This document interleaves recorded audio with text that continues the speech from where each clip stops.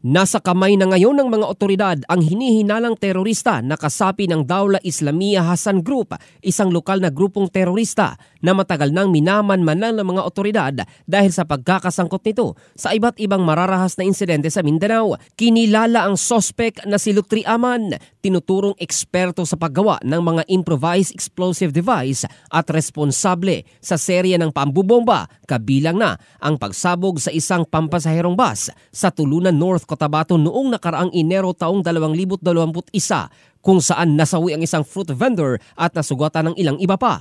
Maliban dito, iniugnay din siya sa panununog ng isang bus sa Mlang, Cotabato noong June 2021.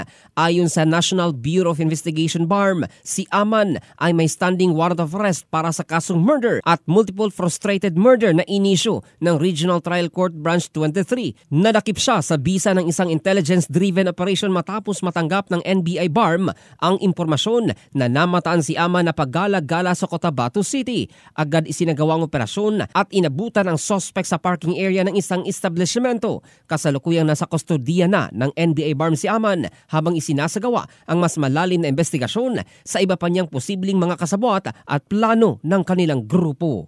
In the heart of changing lives, ito si Jofel Candado ng Brigada News Philippines, the Music and News Authority.